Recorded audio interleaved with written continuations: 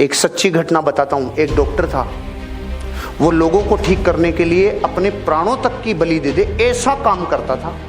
तो जिस एरिया में रहता था कई जगहों पे उसकी कार नहीं जा सकती थी, तो उसको पैदल जाना पड़ता था।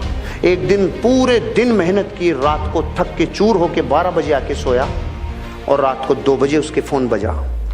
2 बजे उसका फ़ोन उसकी वाइफ ने उठाया, तो वाइफ फ़ोन पे उसको समझा रही थी कि आप उसकी गर्म पट्टी की जगह, वो गर्म हो रही है तो ठंडी पट्टी लगाओ, उसको कुछ प्राइमरी ट्रीटमेंट दो।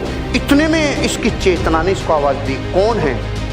कि एक माँ है जिसकी बेटी बीमार हो रही है। उसकी चेतना ने पकड़ लिया कि कोई मेरे को याद कर रहा है। फिर उसने क्या किया, उसने पूछा कि कितनी प्रॉब्लम है, कि बुखार 104 डिग्री प्लस है।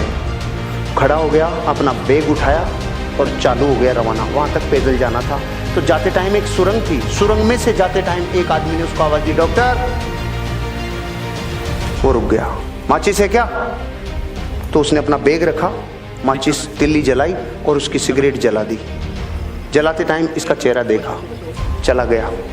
फिर जब वापस आ रहा था उस लड़की का इलाज करके, वापस उसने पूछा, डॉक्टर माचिस है क्या?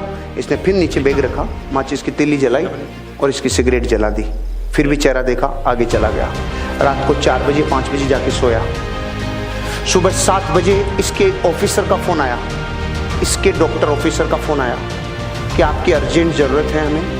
रात को अपने ऑफिसर का किसी आदमी ने मार पिटाई कर दी, बहुत ज़्यादा घायल हैं। सुरंग में किसी ने इनको लूट लिया और इनको बहुत नुकसान पहुंचा है। इनका इलाज करने के लिए आपको आना पड़ेगा।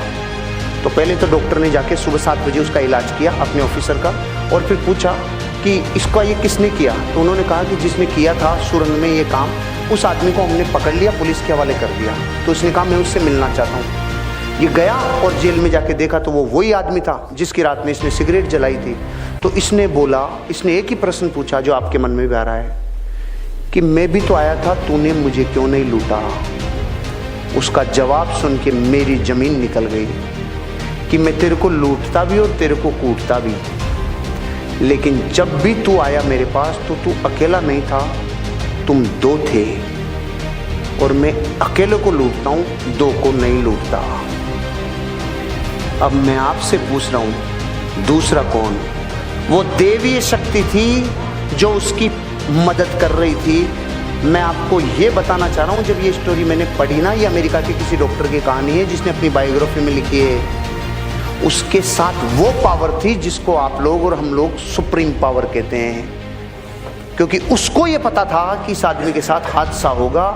जो अपने प्रोफेशन को इतना बेइंतहा मोहब्बत करता है, वो तो अकेला ही था ना, उसको थोड़ी पता था।